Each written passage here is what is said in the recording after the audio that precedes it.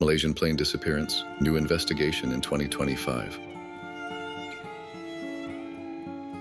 On March 8, 2014, passengers on flight MH370 board a plane that is supposed to take them from Kuala Lumpur to Beijing. The Malaysia Airlines plane takes off just after midnight. There are 239 people on board, passengers and crew.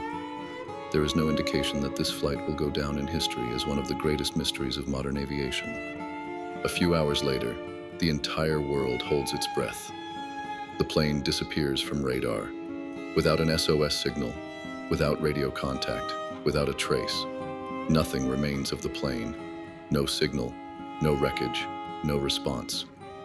In an instant, hundreds of families are left without their loved ones. The disappearance of MH370 arouses terror, disbelief, and an avalanche of questions that remain unanswered for years. Despite the largest search operation in the history of civil aviation, despite the involvement of dozens of countries and technologies, the plane has not been found. But now, after 11 years, the story takes on a new pace. In February 2025, the Malaysian government announces the resumption of the search. The private company Ocean Infinity returns to the ocean, equipped with the latest technology, and hope that this time it will be possible to reach the truth. What really happened that night? Did the plane crash because of a malfunction? Or did someone deliberately send it into the ocean? And after years of silence, are the answers hidden somewhere at the bottom of the South Pacific? In today's episode of Unknown Tales Files, we will delve into this dark story. From the moment of disappearance, through the desperate search, to the current events of 2025. Part 1. Last Contact. Flight MH370 was supposed to be a routine night flight from Kuala Lumpur to Beijing. The plane took off from the international airport at exactly 41 minutes after midnight local time. There were 239 people on board, 153 from China, 50 from Malaysia, as well as passengers from Australia, Indonesia, India, France, the United States, and other countries. At the controls was the experienced captain Zahari Ahmad Shah, with over 18,000 hours of flight time under his belt. The first few minutes of the flight were uneventful. The plane climbed to cruising altitude and headed north, over the South China Sea. At 1:07 a.m., the ACAR's automatic reporting system sent its last signal. 3 minutes later, at 1:10 a.m., the system was turned off, either intentionally or as a result of a malfunction. At 1:19 a.m., the captain contacted air traffic control in Vietnam. He uttered a short, calm phrase, "Good night, Malaysian 370," and those were the last words heard from the plane. Just 2 minutes later, MH370 disappeared from civilian radar screens. Instead of continuing toward Beijing, the plane made an unexpected turn to the west. Malaysian military radars recorded this maneuver and its subsequent strange path. The plane flew toward the Malacca Peninsula, then over the straits, and finally away toward the southern Indian Ocean. Significantly, no one tried to make contact during all that time. There was no distress signal, no hijacking report, no message from the cockpit. The plane disappeared, changing its route in a way that resembled a deliberate action, but leaving no clear evidence. Part 2. The largest search in aviation history. In the hours after MH377 went missing, there was chaos. Malaysian authorities initially insisted the plane might still be in the air. Passengers' families were kept in suspense as the world's media reported events on a near-minute basis. When it became clear that the plane had vanished without a trace, one of the most expensive and complex searches ever undertaken began. More than 20 countries were involved in the operation. Initially, the South China Sea was searched, guided by the last known location of the aircraft. However, after data from Malaysian military radars was released, the search was moved to a completely different area, west of the flight path towards the Indian Ocean. Reconnaissance aircraft, helicopters, naval vessels, drones, and specialist search vessels were used. Australia soon joined the effort, taking primary responsibility for coordinating the search. The search was concentrated around the so-called satellite arc, an area defined by data from communications between aircraft and an Inmarsat satellite. For months, no trace was found. It was not until July 2015 that a fragment of a wing, the so-called flaperon, was discovered on the island of Reunion in the western part of the Indian Ocean. Later, other parts were found, fragments of the cabin, the interior of the plane, and even possible elements of the wing and luggage. However, it was never unequivocally confirmed that all of them belonged to MH370. The cost of the operation exceeded $160 million. Despite this enormous effort, neither the wreck nor the flight recorders could be found. The ocean proved to be a merciless opponent, deep, unpredictable, and full of secrets. Part 3. The wreck that still hasn't been found. The greatest paradox of this story is the fact that despite the enormous search, no one has yet found the main fuselage of the plane. The fragments found, although important, did not allow for the reconstruction of the course of the disaster, much less the location of its occurrence. The bottom of the Indian Ocean, where the search was concentrated, turned out to be too vast and inaccessible, and the data too imprecise to determine a clear point of impact. One of the key elements of this mystery were the so-called pings, automatic signals exchanged between the plane and a satellite belonging to the British company Inmarsat.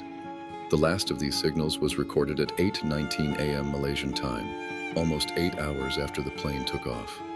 Based on the timing and characteristics of these signals, experts determined a probable flight corridor that stretched hundreds of kilometers into the southern Indian Ocean, south of Indonesia.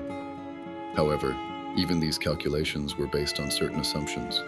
There was still no certainty about the condition of the plane, who was flying it, or how fast it was traveling.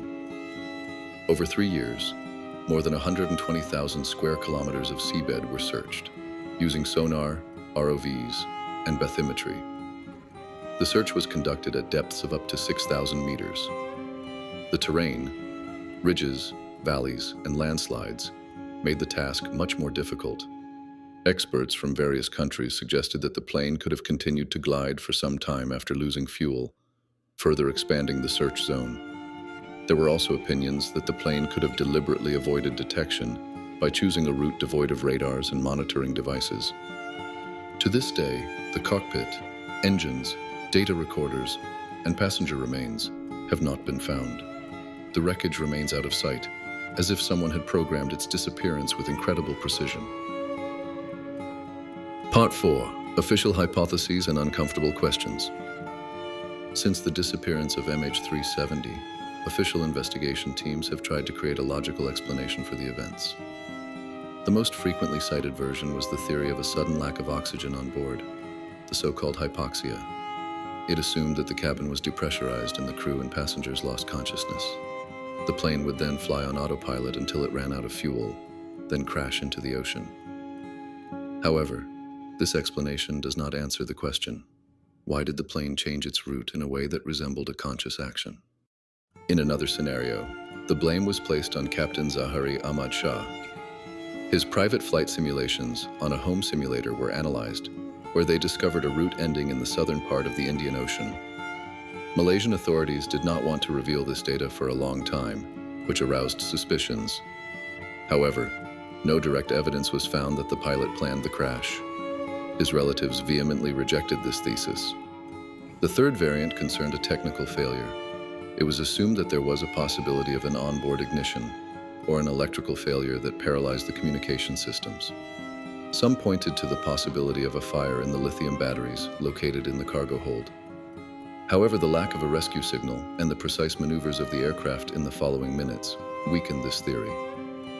Many commentators accused the governments of Malaysia, China, and Vietnam of being slow, opaque, and hiding key information. Journalists and families of victims often felt slighted, and some documents did not appear in the media until months later. With each passing year, the questions grew and the answers were lacking. Official explanations, while technically possible, did not rule out the involvement of factors that were not wanted to be named. Part 5. Alternative theories and the trail that leads to nowhere. The lack of clear evidence and contradictory information created a huge space for speculation.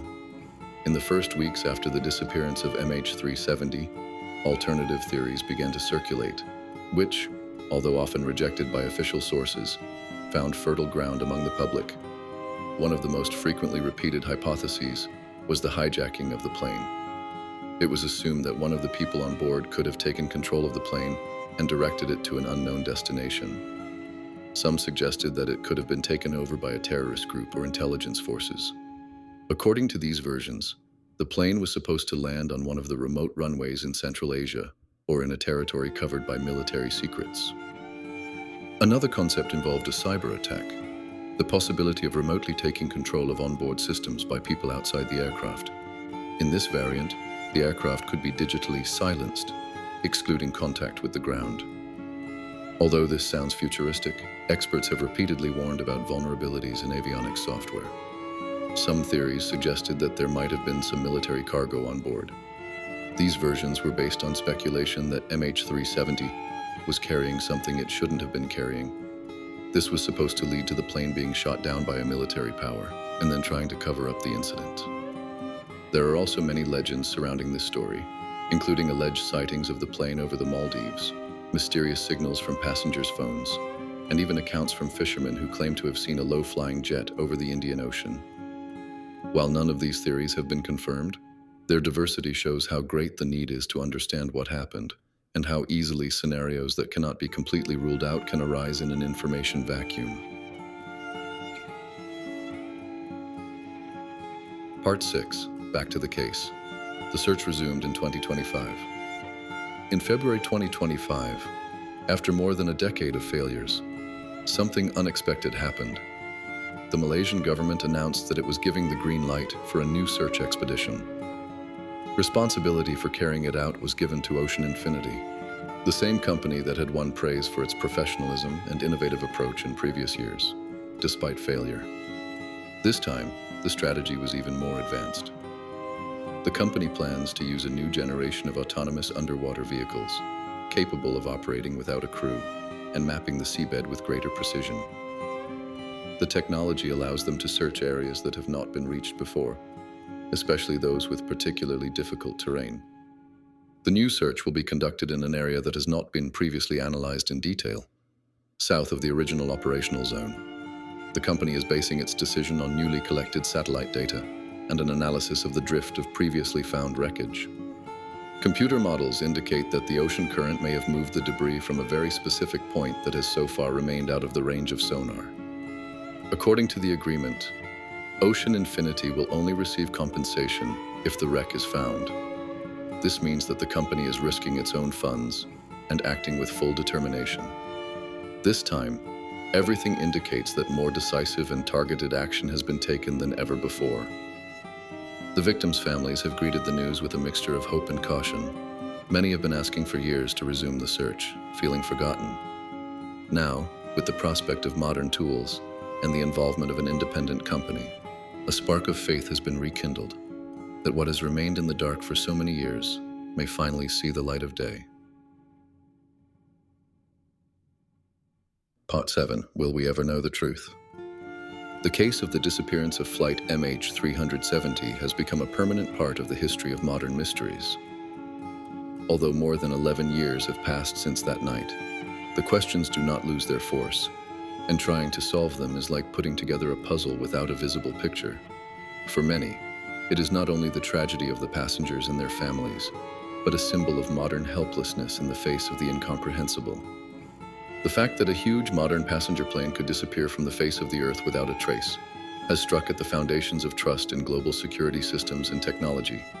Many experts believe that this event has exposed gaps in air communications, transoceanic monitoring, and international cooperation in crisis situations. In the background, there is also the issue of information that may never have seen the light of day. Documents covered by a secret clause, contradictory data provided to the media, incomplete reports. All this means that doubts, instead of disappearing, only multiply. For some, it is the result of a lack of knowledge. For others, a deliberate game aimed at covering up inconvenient facts. While new searches are underway, no one can guarantee that they will yield a breakthrough. The wreck may lie in a place where technology has not yet reached, or it may never find what truly explains the story. It is also possible that some answers have already been learned, but will never be revealed to the public. Meanwhile, the families are still waiting. That night changed their lives forever, and to this day they have no answers. No bodies, no graves, no closure. What do you think? Let me know in the comments. Subscribe if you want, and see you in the next episode.